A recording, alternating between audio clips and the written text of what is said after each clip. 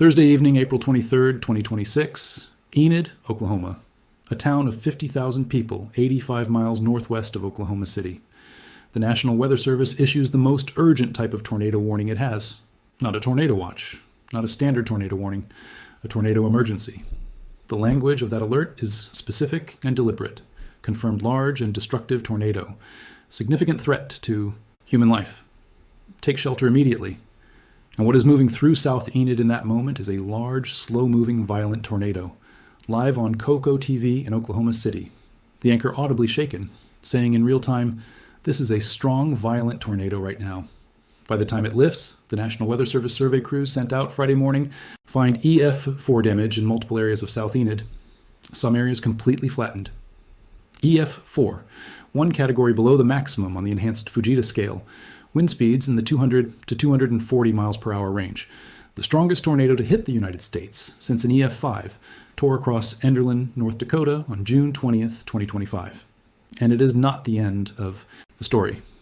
It is day one of at least 5 consecutive days of severe weather across the central United States, and the most dangerous days have not yet arrived. Right now, on April 25th, 2026, the Storm Prediction Center has an enhanced risk, level 3 of 5, in effect for parts of the Southern Plains and lower Mississippi Valley. This is not a future threat. This is today, Kansas, Oklahoma, parts of Texas. Severe thunderstorms capable of very large hail, potentially bigger than golf balls, damaging wind gusts, and tornadoes are possible as storms fire up in the late afternoon and intensify through the evening. More than 3 million people are under the enhanced risk area, and this is the setup that meteorologists are calling the beginning, not the peak. Because Sunday, April 26th, and Monday, April 27th, are the days that the forecast models are pointing to as the most potent stretch of the entire multi-day outbreak. The Earth Sky analysis published this week put it directly, Sunday. And Monday have the potential to be the most potent days of the stretch. The NWS Weather Prediction Center, in its short-range forecast discussion published at 4 p.m. Eastern on Friday, April 24th, confirmed that a strong cold front will move across the region Monday, bringing the chance for severe storms capable of producing damaging wind gusts, large hail, and tornadoes across a broad swath from northern Iowa and southwest Wisconsin down to northern Mississippi, St. Louis, Springfield, Missouri, Springfield, Illinois, all included in a 30% probability for severe weather, level 3 enhanced risk, on Monday. And the SPC's day 4 through 8 outlook, published at 4:01 a.m. Central on Friday, April 24th, went further. It described a significant shortwave perturbation pivoting northeast into the upper Great Lakes region by Monday, with a sub-1,000 millibar surface cyclone, a deep, powerful low-pressure system, and the potential for a few strong tornadoes in addition to large hail and potentially widespread damaging winds. Strong tornadoes on Monday. After an EF4 on Thursday. After supercells dropping tennis, ball-sized hail in southern Oklahoma on Friday. This system is not weakening. It is getting worse. Let us go through the specific mechanics of what is driving this outbreak, because understanding the setup is the only way to understand why the models are showing elevated severe weather potential, not just through Monday, but potentially into midweek.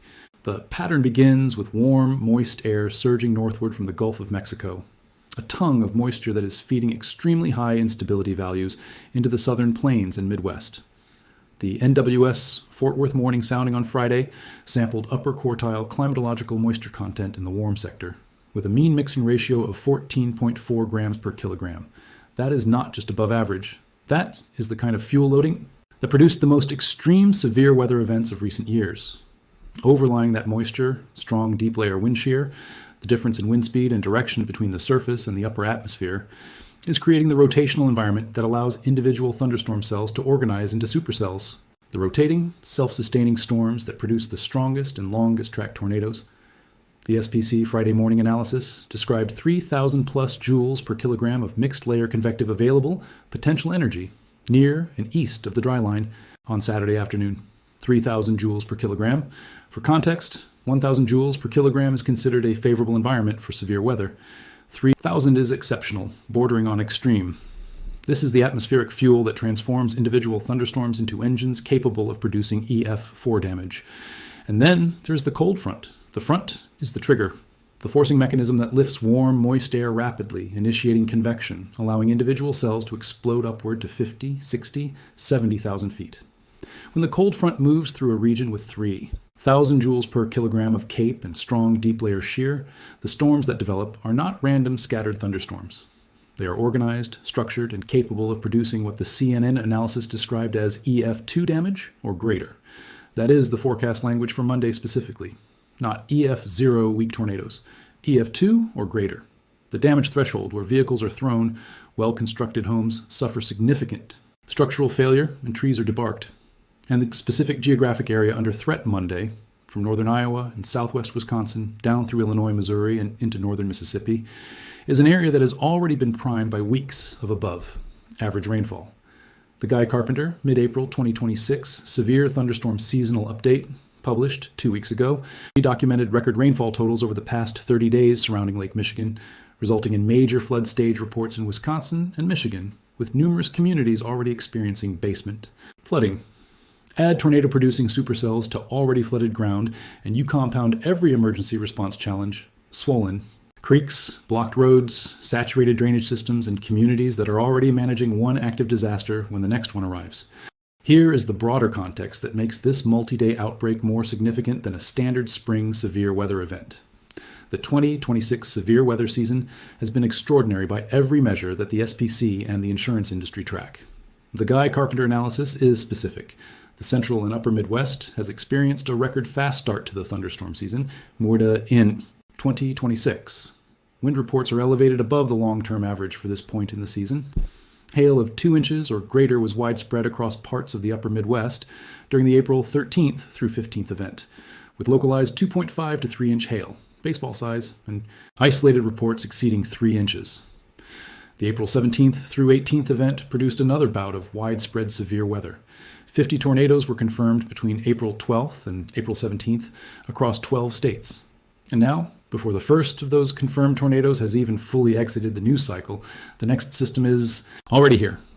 Thursday's EF4 in Enid, Friday's supercells and tennis ball hail in southern Oklahoma, Saturday's enhanced risk across Kansas and Oklahoma, Sunday's loaded atmosphere sitting over Kansas with a level 3 risk, Monday's deep surface cyclone targeting the Mississippi Valley. One system, 5 consecutive days, a geographic footprint stretching from the Texas panhandle to the Wisconsin shoreline of Lake Michigan. Here's what the EF4 damage designation from Enid means, because the specific number matters for understanding the scale of what is now confirmed on the ground. The enhanced Fujita scale runs from 0 to 5, based on the damage and observed tornado causes.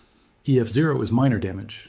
EF4 means complete destruction of well-constructed homes, vehicles thrown significant distances, high-rise buildings, critically damaged. The National Weather Service survey teams that walked south Enid on Friday morning found complete flattening in multiple areas. That specific phrase, completely flattened, means what it says. Structures that were houses and commercial buildings on Thursday evening are rubble on Friday morning. Enid's last comparable tornado damage was not recent. This is a community that now has a recovery measured in months and years, not days, and it is still under severe weather threat through Monday. The emergency response infrastructure for Enid, the crews assessing damage, the search operations, the utility restoration teams, is working in a region where the Storm Prediction Center still has active SEVER, E-weather potential through early next week. This is the operational nightmare of a multi-day outbreak. The people cleaning up the last event are working in the threat zone for the next one. The QLCS dimension of this outbreak deserves specific attention because it is consistently underestimated by the public relative to the supercell tornado threat. A quasi-linear convective system is a line of thunderstorms, sometimes stretching hundreds of miles, that forms when individual supercells merge and grow upscale into a dramatic supercell structure and visible rotation that makes classic tornado formation relatively easy to detect on radar, is replaced by a more chaotic embedded rotation within the line that is much harder to identify and track. The CNN analysis made this point explicitly. A QLCS line often causes damaging wind gusts of more than 58 miles per hour, but it can also produce tornadoes. And roughly 20% of tornadoes in the United States are QLCS tornadoes. They are typically weaker and shorter lived than a supercell tornado, but they more often occur at night.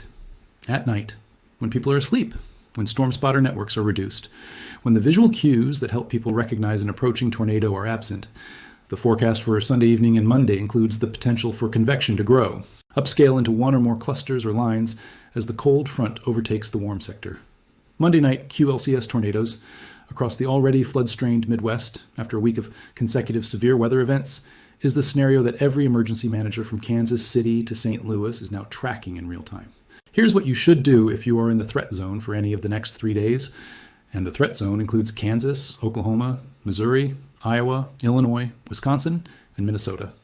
Today and Saturday, monitor NOAA weather radio or the NWS app continuously through the late afternoon and evening.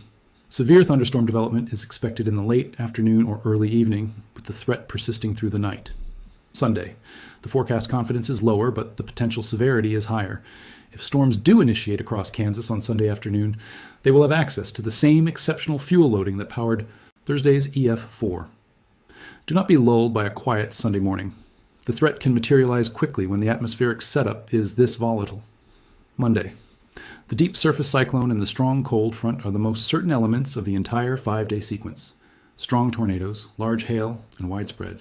Damaging winds are all possible across a broad area from Iowa to Mississippi. Monday night carries specific QLCS risk. Know where your safe room is before you go to sleep Sunday night. A basement is best. An interior room on the lowest floor away from windows is the minimum standard. A mattress over yourself is meaningful additional protection if you have no basement access. Do not shelter in a mobile home or a vehicle. Both are inadequate for EF2 or greater winds. Both have killed people in previous outbreaks with setups less favorable than what Monday's models are showing. The system is getting worse. Thursday's EF4 was not the peak.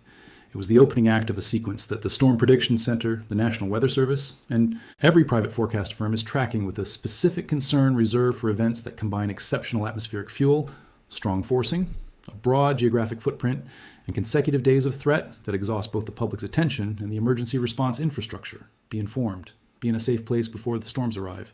And watch this space, because the forecast will evolve significantly over the next 72 hours as the Sunday and Monday setups come into sharper focus. And based on what the models are showing right now, what comes into focus is not going to be reassuring.